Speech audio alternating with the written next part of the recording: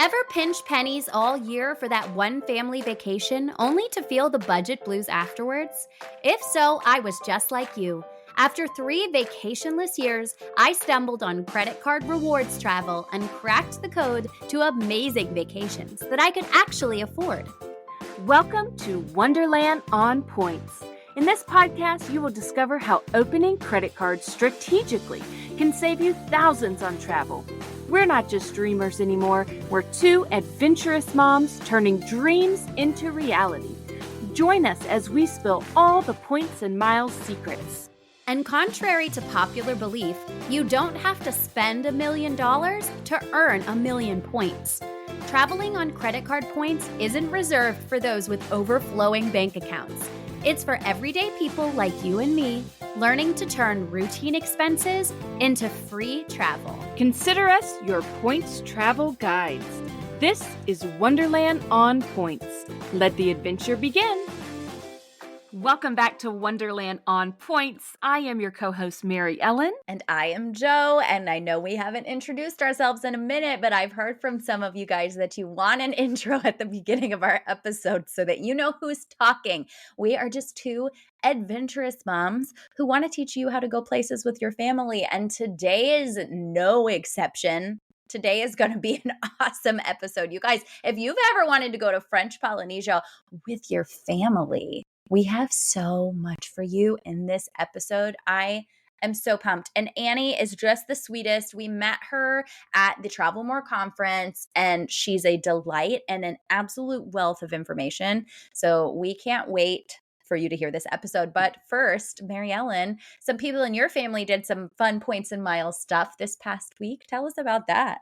It's true. We talk a lot on this podcast about using points and miles for weekend trips, domestic travel with family. It's not always the big, glorious trips like we're going to hear about today. It's also small little trips that really make points and miles so special and so worth it. And so my husband just got back from a quick little trip up to Minnesota, a father-son getaway. My husband is a massive Minnesota Vikings fan. I have mentioned that before. And so he took my son using his Southwest Companion Pass up to Minnesota to see a game. It was about 16,000 Southwest points round trip. And then of course, the companion pass. So taxes and fees, they only had to pay $22.40 out of pocket round trip for these flights. And then I love that they did this. I was really proud of my husband. He used his Amex Platinum's Uber Eats credits for the month. In December, for the Amex Platinum, the Amex Gold, you get the same amount every month. But for the Platinum, you get $35 in December. And so he used that to Uber Eats food to the hotel. So they paid $0 out of pocket for their dinner when they got there.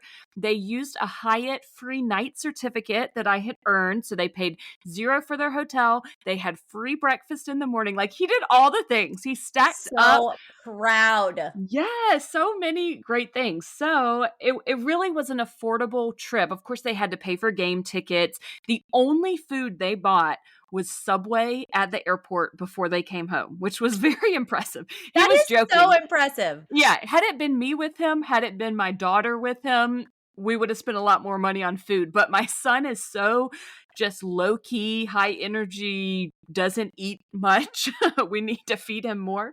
So they got away with spending hardly anything on food and just had a great time. So it was just one of those weekends that I'm so grateful for Points and Miles for providing them time to make this father-son memory. And the game they went to was incredible. It was for the few of you out there who are sports fans. I know it's not Jo, whose eyes will glaze over. It was an incredible game they got to see because it was the Vikings, and their old quarterback now plays for the Atlanta Falcons. It was his first time back playing the Vikings. And then the game was really close until the fourth quarter. So it was really exciting. And then they blew them out in the fourth quarter. So it was everything you could want in a game. And it was doable because of Points and Miles. And I just loved it all. It worked out so well. So thankful. That is so awesome. Those, one parent, one child trips, I think are so best. good. For for families where there are multiple kids, that one-on-one time with your kiddos is so amazing. I know the family that I work for does special days with each kid individually where mom and dad go, with just one kid for a day. But I love Points and Miles really lets you like level that up. Like we're doing a trip and it's Yes. costing the Yeah. same or actually probably less than like a local day going around doing fun stuff. So that is really exciting. Before we get to the interview, my little update for the week is that I finally got TSA PreCheck, which I have been procrastinating so hard. I have had a card that comes with PreCheck for a long time. And you know, I never really looked into the details. I assumed that because they need to verify that you are not a terrorist, that this was going to be some long, drawn out process. I was going to have to go places, I was going to have to do an interview. It probably was going to be a really long application online. Like in my head, obviously, in order to get to go through the shorter security line, this is going to be grueling. And so rather than looking that up and proving myself wrong at any point, I just didn't. I just completely pushed it off and pushed it off and pushed it off.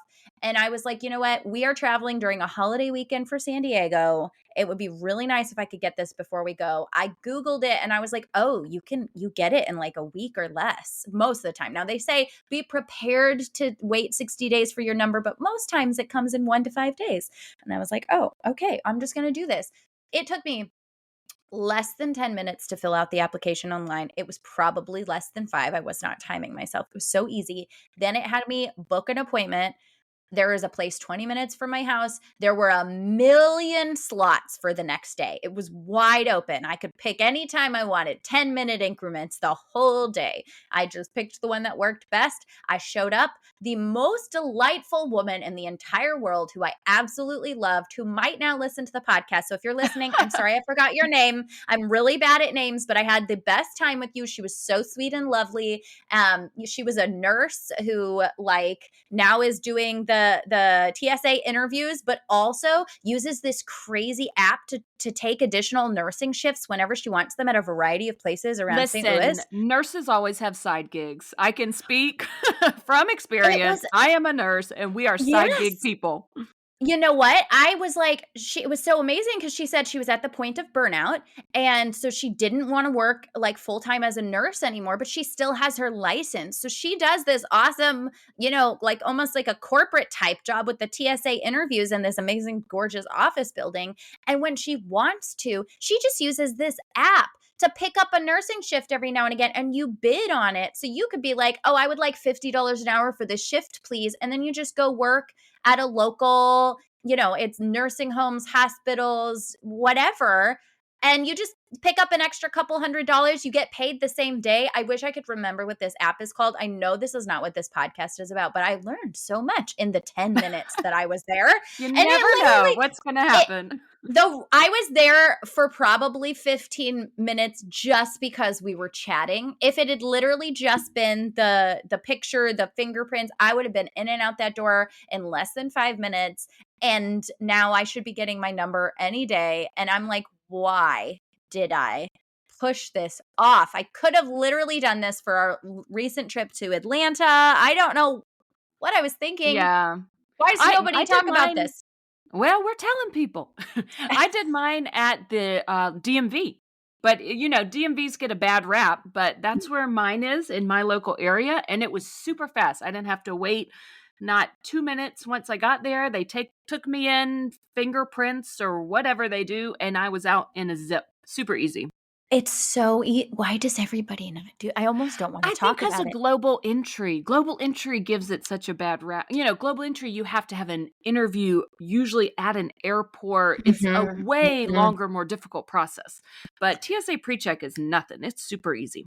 Well, it's what I was actually going to do global entry, and then I got so overwhelmed by reading the process of global entry and either, like, going to an airport or doing an interview on your way back from a trip, and I was like, "This all sounds horrible. I only have 1 international trip planned next year. I'm just gonna use the mobile passport control app and skip all of this. I'm just gonna get PreCheck," and, I feel great about my decision and also just a little Very mad at my nice. ADHD for making it more overwhelming in my head than it in fact was in reality. This is how my Story of our life goes. lives. Yep. Okay, guys, I'm not going to make you wait and listen to my stories anymore. We are going to head right over and let you listen to our interview with Annie from Let's Travel Talk. Here it is right now. Hi, friends. Today we have a wonderful guest on the show. We have Annie from Let's Travel Talk. She travels with her family all over the world. She's a master of traveling with kids and points and miles and making really aspirational trips happen, even with children. So today we're going to talk about Tahiti and I didn't even know, there's so much I didn't know about taking a family to Tahiti. And she's going to get into all the details. You're going to walk away knowing just how to do this trip for yourself. So, Annie, thank you so much for joining us. We're excited to learn from you. Thanks. I'm so excited to be here. So, Annie, give our listeners a little bit of background on yourself and your family, how long you guys have been traveling with Points and Miles. Yeah, so we're a family of five. My husband and I have three kids, ages 13, 10, and 7. So we do kind of feel like we're in this really good sweet spot where we don't have babies, we don't have like really old teenagers or kids out of the house. But we've always loved traveling, but we haven't really had a big budget to do much than go visit family or go to the beach in California. And I think it was right after COVID.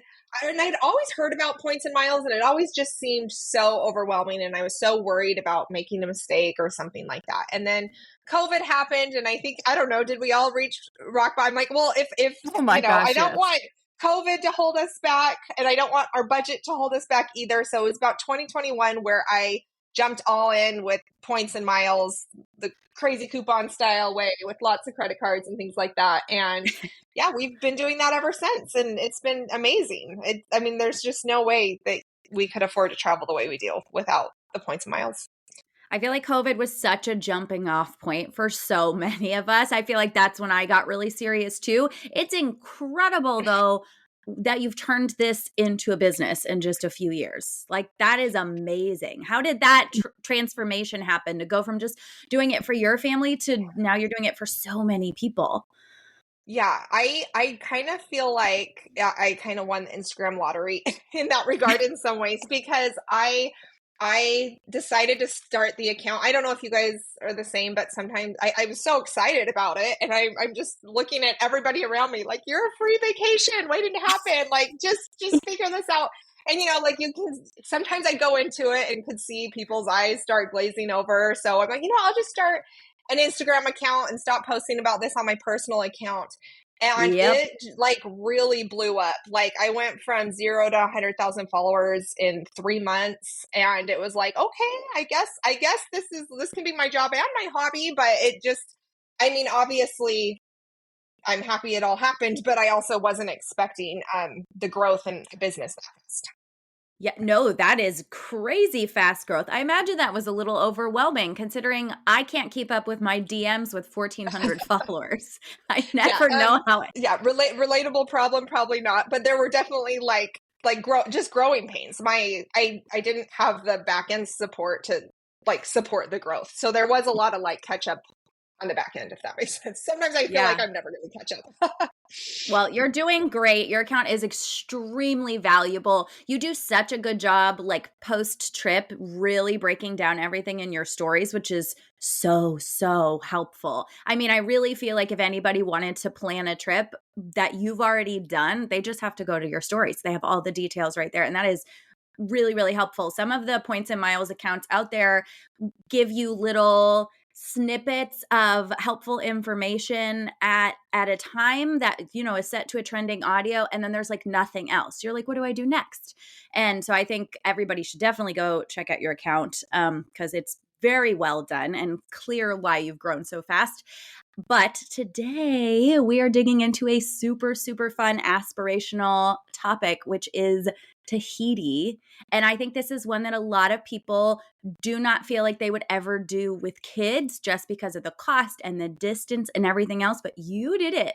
You did it with your family. And Hmm. that is so amazing. So walk us through the process that happened when you decided to make this trip happen? Was it a big plan? Was it a spur of the moment thing based on availability? Yeah, so this trip was more of a piece together, and I know that French Polynesia, Bora Bora is a huge bucket list destination, but honestly, like even a year before we went, it wasn't really a plan to go.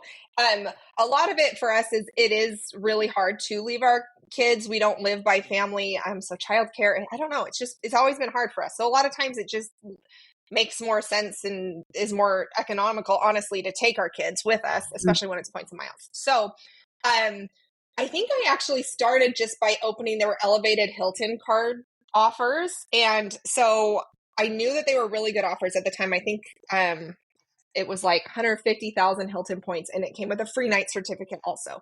So my Mm. husband and I both opened those cards, and I'm like, I know there's a lot of aspirational properties with the free night certificates with Hilton. They're like the most valuable free night certificates of any hotel program because they cover any hotel at any, like, it could be really nice as long as you can find the standard availability. So you can use it for Bora Bora or, you know, anyway, there's a lot of That's properties. So I'm amazing. like, you know what, I'll just get it and we'll figure out what to do next. So we had those offers, and we had earned some Hilton points. And then I saw quite a few people were posting that there was award availability at the Hilton Mo'orea. And this is an island just off, right next to Tahiti. Mm. And it looked amazing. It has like the overwater bungalows, and I had heard that this award availability is really hard to find. And so when I looked, it was like the dates that we were going to be, I think we were going to go to Hawaii, or it was like that week. And I saw that those dates were available like 5 nights in a row. And so I actually booked those with points. And so Mm. that's kind of where it started. I'm like, well, I can book these with points, and then I'll go from there and see if it works out or cancel if I have to. So that's what started. Is I found availability for this island in Mo'orea that actually I had never really heard of, like you, but it looked amazing. And I'm like, okay, well, let's see if we can work this out. And then I kind of puzzled everything together from there. I love that points and miles make it so easy just to hop on something when you see it, because most of the time you can cancel for free. Like there's no Mm-hmm. risk in just booking something and then building it on the back end, seeing if you can get flights, seeing if you can make it happen. Sometimes it works out, sometimes it doesn't, but I think that's a really cool, like risk-free way to book something and then see if you can make the dream come true.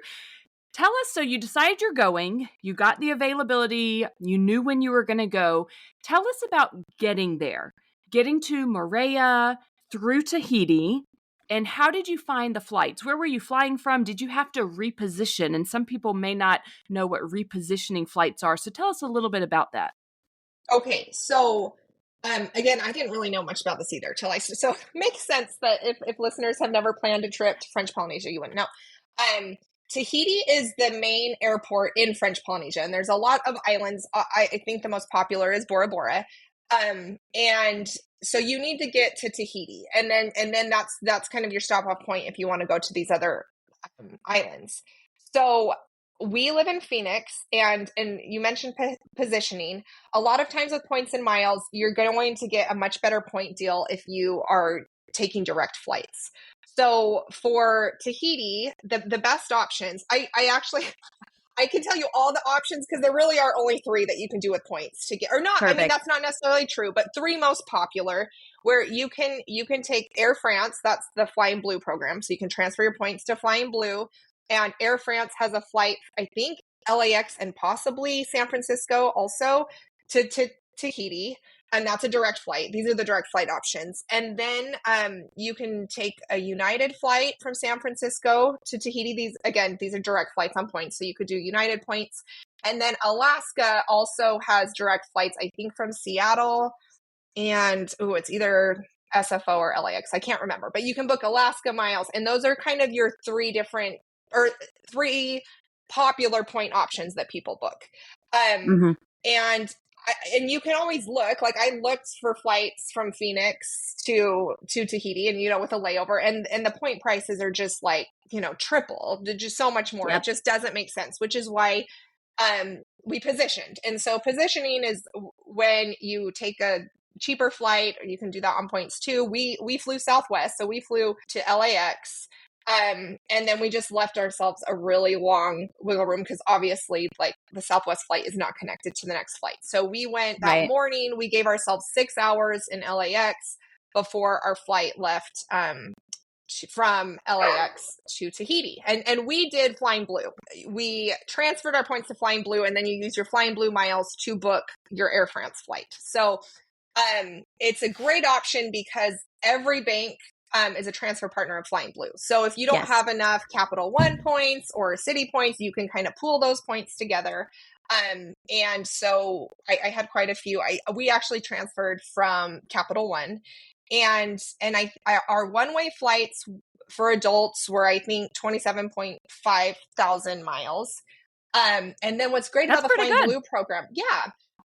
And then what's pretty great about the Flying Blue program is that kids under 12 are another 25% off cash or points. So Yes. they were, honestly, I don't even know what the math is for that. But we kind of averaged, I mean, at the end of the day, we averaged about 50,000 points round trip per person because two of our kids got that 25% discount. And so, yeah, so that, and then we have the Southwest Companion Pass. So then we also had to do flights that way too. So it was still a lot of points, but I don't know, it's doable. It was doable for us. Totally. It's so far. I mean, to really imagine, that seems like a great deal round trip per person to go that far. I also saw that it was a great thing that you guys gave yourself the 6 hours in there because you had a little baggage snafu. Oh, yes. So we actually are pretty good at doing carry-ons with our family, but my daughter is so picky with food, and we were really nervous about the food. Or just not nervous. I mean, we were nervous that she wouldn't eat a single thing. So we packed like an entire bag of, we have our own snorkel gear, which we probably didn't need because the resorts provided it, but we have our own snorkel gear. We packed our snacks, and then I can't remember, it was like sunscreen or things like that. We're like, let's just check this one bag. We'll carry on everything else, and we'll check one bag on Southwest.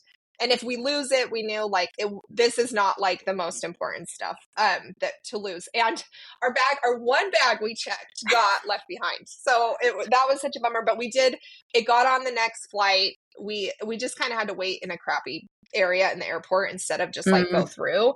But it worked out. We got our bag. We got like $100 credit for that. But anyway, so yeah, that's why you want to give yourself wiggle room, and just be very wary if you're booking a positioning flight.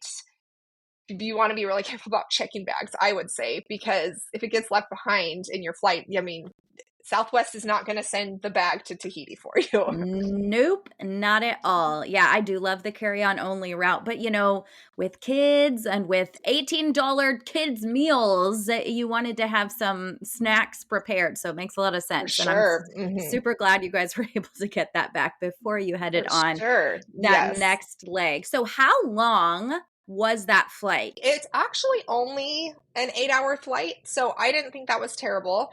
A lot of our flight was a red-eye flight, and we were in economy. And I don't know, we don't know the difference. The funny thing is, 2 of my kids prefer the red eyes because they say the flights go by faster because they just sleep through them. So you never know how your kids are going to be or how you're going to be. But I mean, it's not enjoyable for us, but we can do it. We sleep. A necessary evil. Yeah, a necessary evil for us. There's just no way that we could always do business class with. I mean, we haven't yet. We are next year, but we haven't ever done that with our family. That's going to be fun. Yeah, I'm never putting my daughter in business class because then I'll never be able to unput her in business class. I know, right? It'll ruin us, and we truly don't have the points to do business class with a family of 5 forever. Absolutely not. That will be very fun though. Okay, so 8 hours is not bad at all. Do you have any tips for sleeping on airplanes for kids or adults? You know what? We don't even do melatonin. I know some people will do melatonin or things like that. We just pack their pajamas, or honestly, that flight left at like midnight. So we had to brush their teeth and put their pajamas on before we even boarded. I don't know. We bring their blankets. We have pillows. But yeah, I don't know. If you're a bad sleeper, I don't know if there's much you can do in economy if you can't sleep in economy. You know what I mean? Maybe melatonin. I don't know. I We keep we getting sleep okay. targeted for this ad for something that goes over the adjustable headrest, and then it's like a Oh, mask and a pillow, and it holds your head up to the seat. oh. And I just want to find one person that's actually used it in real life that's not an ad to ask if that's actually Yeah. helpful because Oh, that sounds great. there's this one, yeah, This there's just funny ones. Yeah, like that. Yeah, I think the pillows we have can keep our heads up, and so you're not like bent. I don't know. I mean, it's not great. If you've done a red eye, you know it's not pleasant. It's like a necessary evil for us. you So, got to do Yeah. what you got to do. You can sleep when you're dead. It's fine. yes. So I was shocked. I was looking on your Instagram through your recap of Tahiti, and we've already alluded to this, but I was shocked when you first mentioned that Tahiti is actually somewhere that people only stay for a night or two to then reach those other islands like Mo'orea or Bora Bora. So tell us where you did stay on Tahiti before continuing on your journey. Yeah, I would say Tahiti really is more of a stopping off place. I don't think most people go to Tahiti and stay there um, for the whole trip. There's not, at least where we were, there weren't beaches or anything like that. But we did, we just did whatever worked, whatever points we had. But the 2 points options that I think are the most popular are the Hilton Tahiti, and you can book that for 80,000 Hilton miles per night. And then there's also an intercontinental resort Tahiti, and that's IHG points, and you can book that for like 66,000 points a night. And this is because we're a family of 5, we had to book 2 rooms. Mm-hmm. Basically the entire. Anyway, we had to book 2 rooms, which is a lot of points. So and a lot of it too. Like my recommendation, we liked the Hilton Tahiti better, so we stayed both on when we landed, we stayed one night at the Hilton Tahiti, and then when we came home, we stayed one night at the Intercontinental Tahiti. We liked the Hilton Tahiti better, but my recommendation, if you're trying to do points, just do whatever's easier. Like it wasn't, if that's usually not what you're staying for. So I would recommend just do whatever works best on cash or points easiest for you. So after your one night then at the Hilton Tahiti, you went over to Mo'orea. Was that a flight? Is that close enough to be a ferry?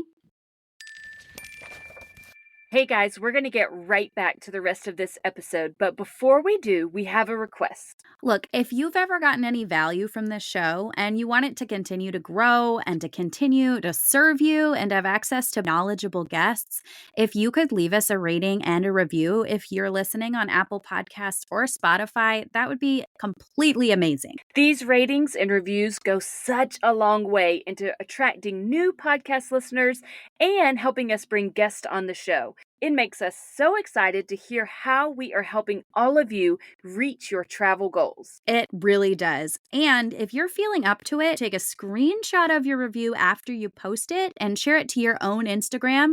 And don't forget to tag us at Wonderland on Points Podcast. We would love to reshare it in our own stories. Yes, we sure would. And if you haven't already, go ahead and leave that rating and a review right now. Okay, let's get back to the show. It is just a ferry ride, and for our family to go one way was just $50. So it's like $10 ferry That's ride. great. And it was, I'm trying to think, I think at the ferry ride it was under an hour. It might have been like a 30-minute ferry ride. So it's fairly simple to get to. You can see Mo'orea from Tahiti if you're on the Okay. right side of the island, like from the air. We could see it from the Hilton, or the Hilton Tahiti. We could see Mo'orea. So yeah, that's how we got there. It's a lot cheaper than Bora Bora. You do need to like book another flight, to get to Yeah. Bora Bora, which can add some cost. So if you're a family and are choosing between two, the Mo'orea would be more cost efficient for sure. Absolutely. I am curious about a couple of things. Is it a ferry that can take cars? So if you're doing maybe a day trip over there, can you take your car and explore the island? And also, if you have seasick people in your family the way that I do, how is the ferry for seasickness? Okay, so you can take a car. We didn't, Okay. because from Mo'orea we took a flight to Bora Bora, so we didn't do like round trip. But you could totally get a rental car in Tahiti, and then I don't know what the prices are. I'm assuming it probably costs more to take your car, but there were plenty of cars on the ferry going on and off and things. So that is an option to bring a car. And then, seasickness. I don't know because, well, my kids got seasick, like doing deep sea fishing, but they didn't get Mm, seasick for this ferry. It was a pretty big okay. ferry. So I'm like, I guess if you look out the window or you can go outside, probably be fine. It's not as bad as other things we've done. Perfect. Great. That's all I need to know. I do not do super well on a boat all the time. So, Yeah. we got to be prepared.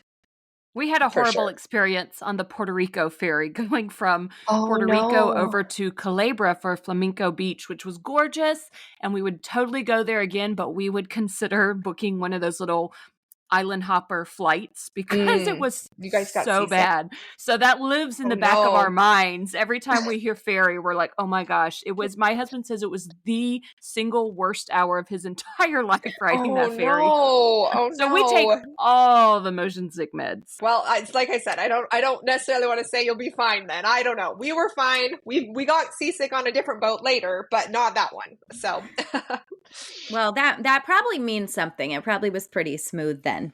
yeah. Let's talk about Hilton and status a little bit. Since you stayed at the Hilton Tahiti, and we know that you have status from your Instagram. Talk us through the benefits of having status at a Hilton, how you get it, why you think it's a good option.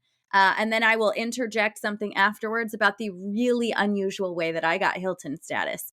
Oh, awesome. Okay. I think status with Hilton is like the easiest to earn because really you can just get it by holding a credit card and you can get pretty good benefits. So, um, if you hold any of the Hilton credit cards, is silver the lowest? I think it's silver, gold, and diamond, Yes. and silver's the lowest. So if you hold any of the Hilton credit cards, even a no annual fee one, you get silver.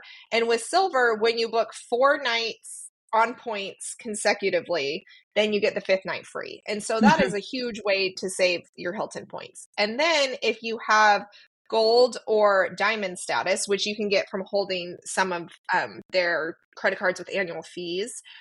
You get complimentary breakfast at international properties. They kind of devalued the breakfast in the US. I think it's now like you get a breakfast credit. So if you're like staying in Hawaii, it like hardly covers anything. But anyway, it was huge for us because I think we had the Hilton Honors Business Gold credit card. That's the ones that we had opened. And that comes with gold status. Or no, it's just called the Hilton Honors Business. Anyway, comes with gold status. And then we were able to get free breakfast at all of these Hilton. I mean, we only stayed in Hilton besides that last night in Tahiti coming home. And so that was like a huge value to be able to have the free breakfast for 5. Absolutely. That adds up so fast. You guys, I have Hilton Gold status and I got it because if any of you have T-Mobile as a phone carrier, they do these things on Tuesdays where if you go into the app, they have all kinds of perks. They have dining perks, hotel perks, travel perks, and if you catch it fast enough, you can get all kinds of interesting stuff. And they had a day where they were just giving away Hilton Gold status. And I did it. And now I have Hilton That's Gold status. crazy. I'm going to Dublin. I'm staying in a Hilton and we get free breakfast while we're there because of T-Mobile. Now they're only giving away silver status. So you could still get like that first tier, but I don't know how I happened to check the app on the right day, but it was the most bizarre. I was like, wow, T-Mobile, I've really been sleeping on your Tuesday perks. So everybody go, if you have T-Mobile, go check your T-Mobile app. Take advantage. That's so cool. I've never heard of that before. That's awesome. I hadn't either. It just happened to stumble across it. So let's dig into, you spent a full 5 days because you did the 4 nights on points and then a free night. So wait, maybe 6 days at Mo'orea by the Hilton there. So tell us about the property where you were able to book for your family of 5. Is this an all-inclusive? Did you have to pay for each of your kids? How did that booking process work for a family of 5? So there really isn't anything for a family of 5 to book on points. There wasn't an option. I think you can book a family of 4 with the standard availability that was like the $95K per night. So what I did is I booked the standard availability and then I emailed the resort and said, "Hey, I actually want to bring my family of 5. Are there any upgrades that like, could I pay cash to upgrade to a suite or something that would fit our family of 5. And so that's how I was able to do it. It cost it was like about $300 a night in addition to the points I paid to be upgraded to, it was like a garden suite bungalow. I was pushing so hard to get an overwater bungalow there because I'd heard in the past they actually let families of 5 stay in the overwater bungalows, and they were, I asked like 4 different times. I had no shame. I was like, well, maybe I'll try this person. Like, will they just let us? Because this is another thing. If you're a family of 4, or if you're just a couple going, this is actually a great way that you can guarantee that if you want to stay on an overwater bungalow, you can pay ahead of time. I think the cost was like the same. It's like an addition. You pay with points for the standard room, then you reach out, and they'll give you a rate, and it's about $300 US a night to upgrade to the overwater bungalows. Okay. Which for some people, I'm like, I think that is awesome. And I was so depressed because we were paying, not depressed, poor me, right? I was bummed that we were paying the same amount of money to upgrade, but we couldn't get the Yeah. overwater bungalow. But Any idea? if we had left the picky eater at home, we could Darn have. that third child. Mary Ellen's got 5 too, so I'm sure Yeah. she's thinking this over right now. Yeah, but if you're a family of 4, you could do it you could upgrade, and it's almost like guarantee that you'll get the overwater. So, do you have any idea, like rough estimate, what the cash rate would be on the suite that you stayed in? yeah, so we paid the $300 a night for 5 nights. So it's $1,500. This was not like nearly free, but it was highly discounted. It was about $4,000. It would have been $4,000. We paid $1,500, and That's great. it was great. It had like a private pool. It was amazing. It was great. So Yeah, that's fantastic. Let's talk through some of the amenities at the resort. What is there to do at the resort? Yeah, this resort, there's the overwater bungalows, and there's a pool, but then the amenities that also come for free, they have like free snorkeling gear, free paddle boards and kayaks. Those are all complimentary. And it's a really, like, the snorkeling right there was really cool. So we had a fun time just snorkeling there and playing on the beach there. So yeah, but we also in Mo'orea did a lot of day trips and stuff. So, but Okay, the this property is itself is not, really cool. that's awesome. This is totally not related to actual traveling, but you guys had some really good underwater shots, and I'm super curious if that was like your phone in a bag or if you had an underwater camera. Yeah, so I just get an underwater phone case. Okay. I've never done a GoPro before. Maybe I should, because I It love looked doing like the great. underwater photography. But it was just our phones with an underwater case.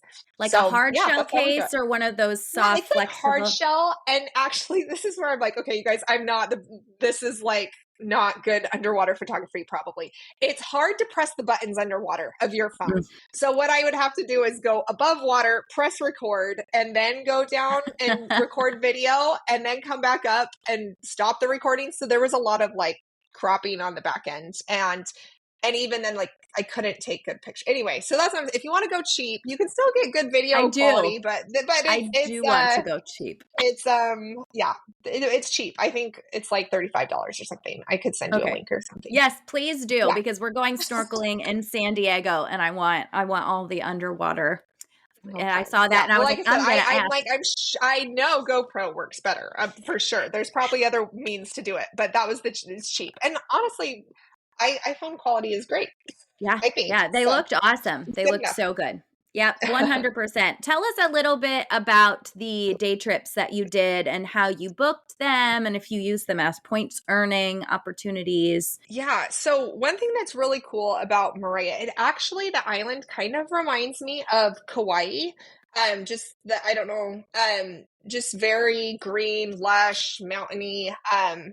And then, so there's a lot of like exploring you can do on the island, snorkeling and on land. So we kind of went all out with excursions. We booked 2 excursions through Viator. You go to Rakuten, then you'll go to Viator, and then you book your excursions, and then you get you can stack your earnings that way. So that's what we Yes. did for 2 of our excursions.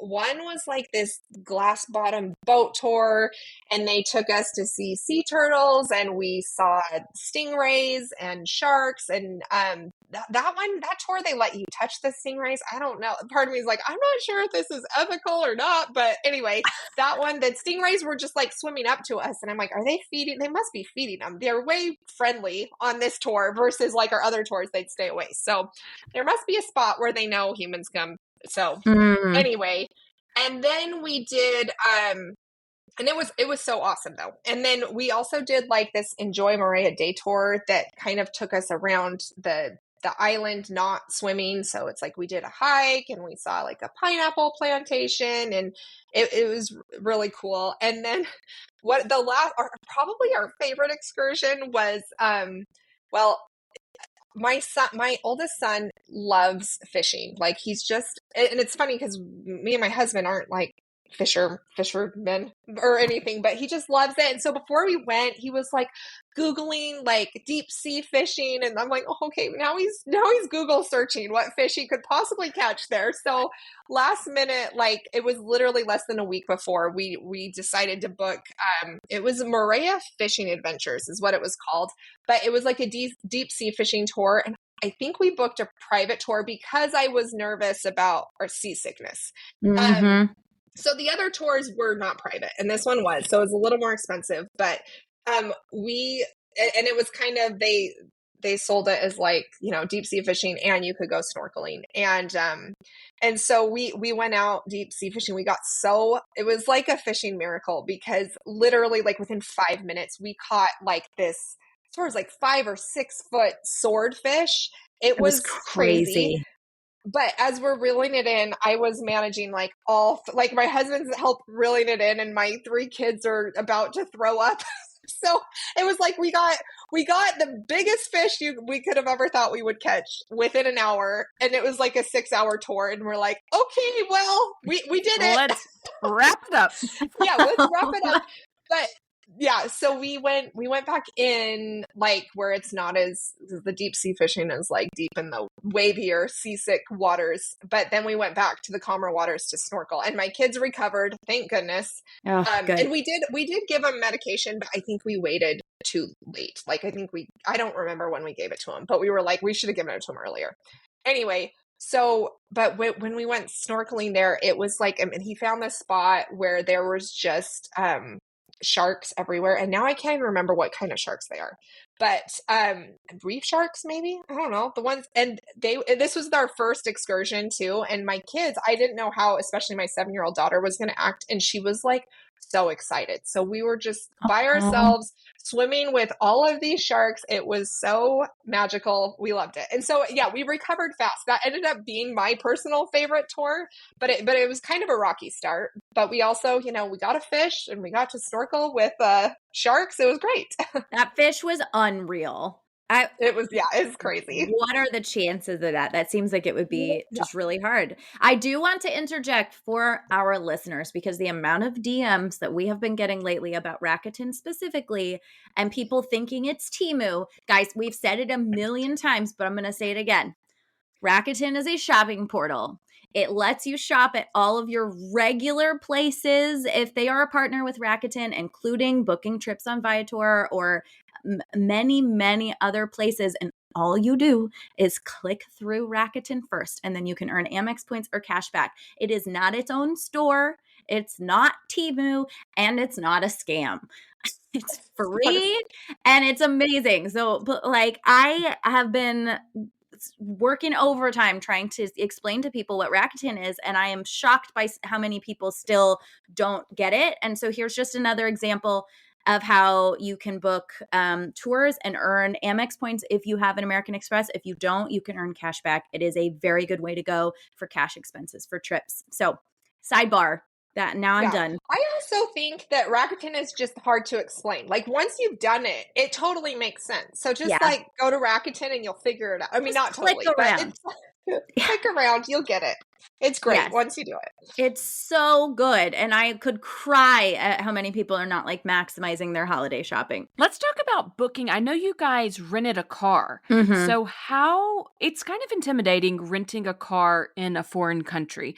How was the process for you guys? How did you reserve it ahead of time through like Capital One car rentals or something like that? How did you choose which company to go with, and was it a really smooth experience? Yeah. So first of all, I would say that I don't think you have to rent a car. We really like the flexibility of being able to drive around. But if you wanted to like save money, or if you are more of a resort person, you don't need it. But we really like it. So we actually rented a car in Tahiti and then rented another car once we got to Mo'orea. And Tahiti, they had like we rented through Hertz. So I assume I can't remember if we rented through like Capital One portal or not, or if we went direct through Hertz. I actually can't remember. But there is a Hertz. That's like a well-known whatever in Tahiti. And then if you were to go to Mo'orea, you could take your car to Mo'orea and back, and if you're returning in Tahiti. But because we had a flight from Mo'orea to Bora Bora, that's why we did two separate reservations. So Mhm. yeah, Tahiti was fairly easy. Then Mo'orea was a little more it might have been more complicated because we were a family of five, and I might have waited too late. I don't know if it was like 2 months before, 1 month before, but I'm like, oh, there's literally only one company that has a car that seats five. The cars are very small. They're small cars. So we even in Tahiti, like when we got our car and it was through Hertz, we had to put like our luggage on top of our kids' laps. Like it was a tight squeeze. So yeah, I think we ended up going through like Auto Rent Mo'orea. It was just a website, it literally was my only option at the time. And it ended up being fine. But they picked us up at the ferry, but the rental car place wasn't there, and so he saw that there was five of us, and he's like, "We're not fitting your luggage and me to go back to." So me and my daughter stayed behind at the ferry while my husband went, checked out the car, and came back and picked us up. So our Oh first my gosh. experience was, I'm like, oh, we're just at the ferry with my daughter while they figured it was like 30 minutes we had to wait. Okay. I'm like, That's oh, not this bad. is interesting. No, it was fine. So yeah, I don't know what the other thing is. My husband is really a comfortable driver. So It's very he's, important. which I'm grateful for, because I would prefer not to. So he does I do all the bookings. And then once we get there, I'm like, okay, now I'll be the passenger princess for a second. So I did That's all the work great before. teamwork. I love that.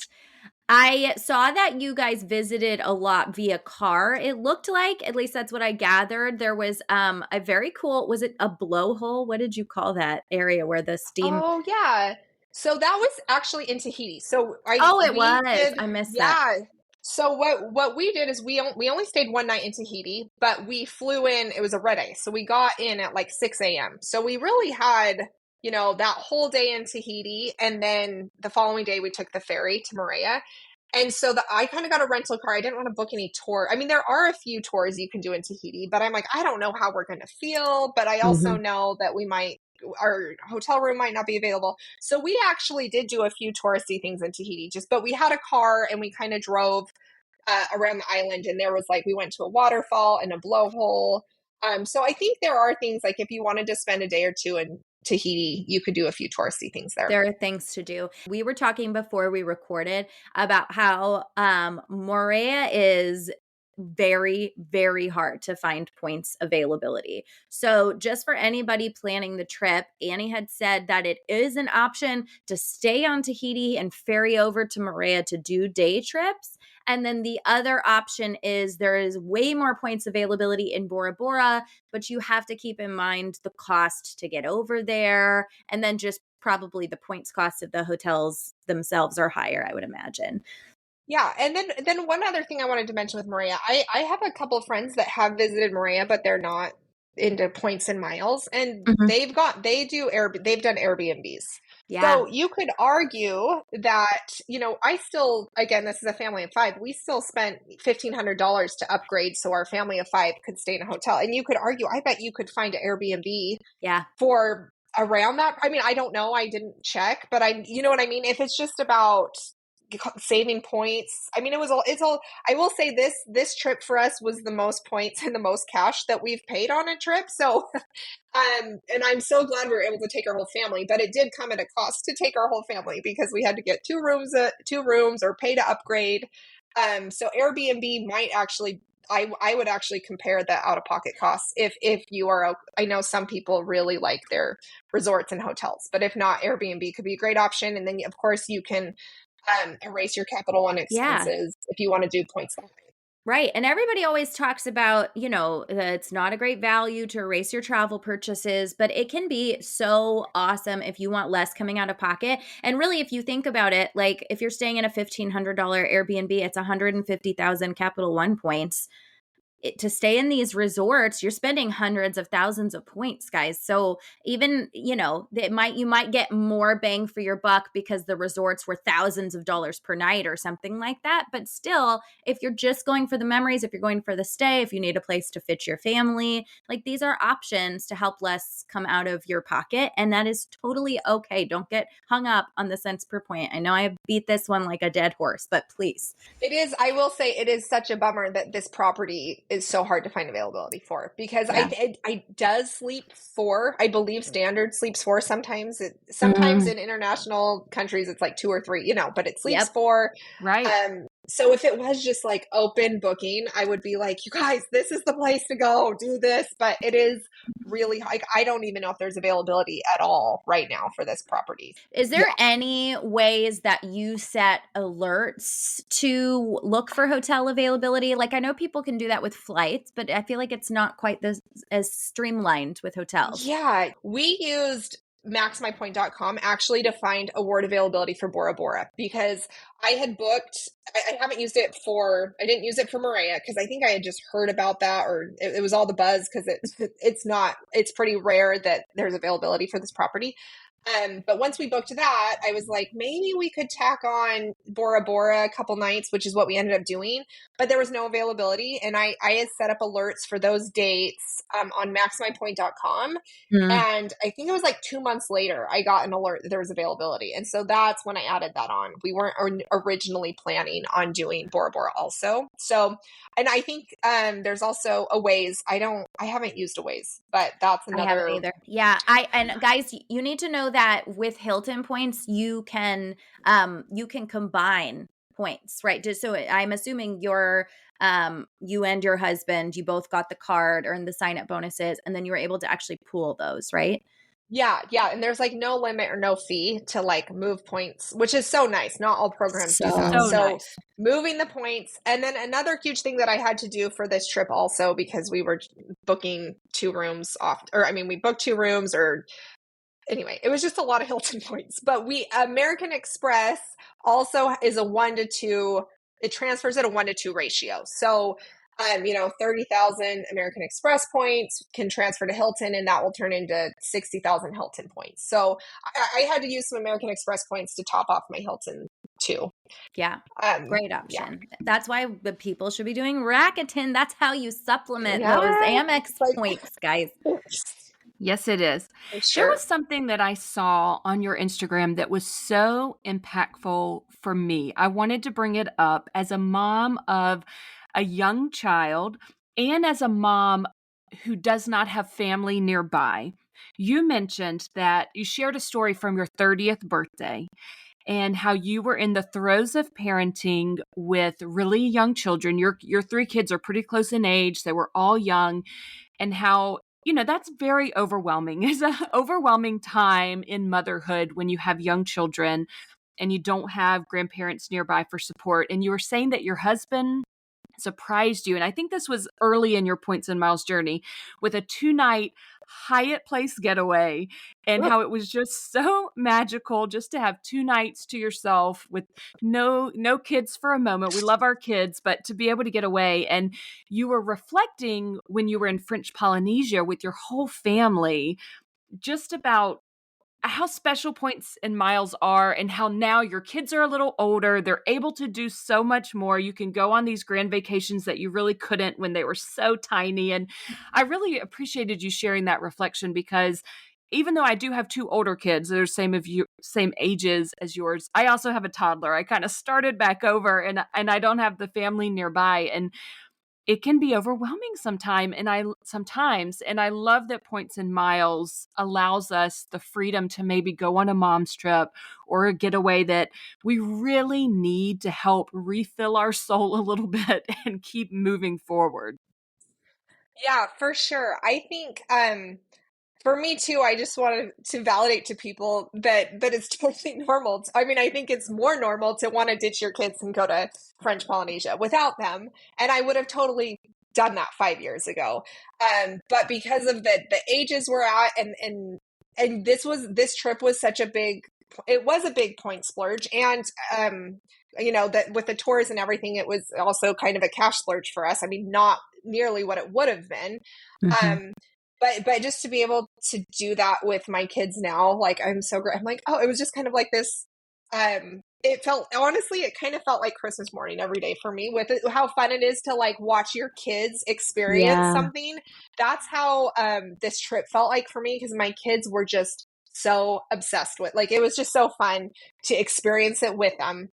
But that being said, 5 years ago, it would not have been magical. It probably would have been a nightmare. And 5 years ago, I also ditched my kids for a Hyatt place because I was about to have a nervous breakdown because I wanted a break from them so bad. So Yeah. it's just, there's a time and a season for everything. And I'm really grateful for the sweet spot we're in, and that we can really enjoy these experiences with our kids. And if that is not the phase, or if that's not what you want to do, that's totally fine. But Absolutely. yeah. We just want to give some mamas out there some hope. Things do get better. It is this season, if it's a hard one, is not forever. And I imagine everybody's here because they want to learn how to utilize points and miles for their families in a better way. So I just loved that story, and I loved the hope that it provides there. As we are wrapping up here, I would love to know if you have the total amount you spent out of pocket, and then what it would have cost if you hadn't used points and miles. And for anyone who doesn't know, we kind of cut the Bora Bora section of this trip out. You did go to Bora Bora. First of all, I don't think we would have had enough time to cover all three places in one episode. And then also, it is a much more expensive trip. It's harder to get to. It's probably a little bit less attainable for a big family. And you mentioned on your Instagram that because this is your job and your company, like it really, you're able to do some of this stuff, and it just made sense, and you wanted to stay at this aspirational property, and the availability came up. So that's the reason we cut that out, and everybody can definitely go to your stories to check out that entire leg of your trip, and it is really incredible. But if you have the numbers, we would love the numbers. Yes. So the value of all of the redemptions. And we had hotels in Tahiti, hotels in Mo'orea, hotels in Bora Bora, and then our flights that we Mhm. booked with points.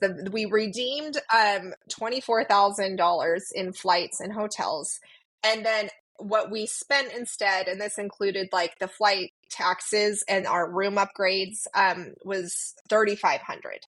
And again, some of that was like the Bora Bora upgrade. So 1,000 of that was from Bora Bora or whatever. So you could do Mo'orea for less than that. And then also that didn't include the excursions. I think that's something that you can budget how much or how little you want to do. It also didn't include food, but also we had all that free breakfast. And I didn't tally all the breakfast, which sometimes I laugh when we're like, we saved $300 a day on breakfast. Which I'm like, well, we wouldn't have spent $300 on breakfast, but we did redeem a $300 breakfast or whatever when you add all five, because the breakfasts are really expensive at the resorts. So yeah, that was kind of our redemptions. I do have some tips on like families if they were to go, like how you could save more if Yeah, you want to hear some of those. absolutely. So okay, so these were like 5 ways I thought that I could have significantly cut our costs. So we could have skipped Bora Bora, which we skipped this on the podcast. That added a lot of cost because you have to pay for the flights to get there and some other things. So anyway, skip Bora Bora, skip rental cars. I think you could get around without rental cars. And then get less tours, And then this was a Bora Bora. Don't do an overwater bungalow upgrade, and then ditch the kids. Honestly, we were paying. Yeah, if you want to ditch the kids, if this is a couples trip, you could really do it really cheaper without them. However, I loved taking them. We're so glad we were able to take them. Absolutely. But It looked really magical. And we did kind of forget to dig into food a little. I know the food was very expensive. Did you feel like there were good options for your picky eater? at the resort, like she's real. They had pizza and hamburgers at the resorts, and they were like $18 kid So meals. crazy. So bad. However, the resort in Mo'orea, the kids ate free, so that made a huge difference. So she could get her free pizza if we, That's and then we were, but adult food prices were like $30 to $40 per person. So it is expensive in French Polynesia. Everything is really expensive, so you need to go in there with a budget and mentally prepared for that. Is And there bring a Southwest bag full of snacks to help yes. reduce the cost. Always. Is there a place or an option where you can go off property and buy are there grocery stores and Yes, that kind of stuff? in Mo'orea, yes, in Mo'orea you can do that, and there's and to be honest, we didn't love the food in Mo'orea. Like the resort food wasn't amazing. There is a lot of fish. We like the Tahiti. We actually enjoyed the food on our tours better than the food at the resort. And Okay. there's a lot of fish. They serve a lot of fish. So but the resorts all have like an American. If you were picky or don't like fish, they have options. But I would not say that like French Polynesia is a place for foodies necessarily. Okay. It's not. Yeah. Good to It's know. like. And then it's hard because it's like, oh, you're paying a lot of money and this food isn't like to die for, but it Yeah. is what it is. Yeah. If I was paying $40 for a plate of like meh food, I would be sad. I would be very sad. Yeah. I would rather go to a grocery store and like get a loaf of bread and some peanut butter. Yeah. And Mo'orea, and yeah, you could do that there. Bora Bora would be more tricky because you're kind of just stuck. You're stuck on Yep. the property. No. What But a place anyway, to yeah. be stuck. I know. It's rough life. Annie, thank you so much. I feel like we gave so many tangible things for people who want to plan this trip. It's very reproducible. Tell people, remind them where they can find you on Instagram to get more information on this and so many other trips. Yeah, I am mostly on Instagram at Let's Travel Talk. I also, my website is letstraveltalk.com, so you can get information there. Regarding this trip, or if you wanted to see more about Bora Bora, I have 3 highlight bubbles. It's like I have Tahiti, Mo'orea, and Bora Bora, all in a highlight bubble that has like things broken down. It might be easier to get information on the tours. I tried to break down the prices and everything as much as possible there. I know when it's like you're talking, it's hard to be like, wait, so how much was that? And how much was that? And how many points? But I feel like I broke it down pretty well in You stories. did So if you great. refer to that, you can. Yeah, those were so awesome. I had a lot of fun going through them and just kind of daydreaming a little bit. As we're ending here, do you have another creator that you think would be really helpful for all of our listeners to follow in the points and miles or the travel space? Yeah, I recommend Camry at Our Family Passport. She's also like my business partner. We have Travel Reward University together. I guess I didn't mention that. We also have a course if you're interested in learning. But what I like about Camry, she's everything I'm not, as far as like she like does, if you're interested like in international travel with your family, that is her specialty. She loves doing that. And I guess I went over a bigger trip, but this is truly like the biggest trip we've done for our family. I would say sometimes we do more like basic, simple Southwest Hyatt.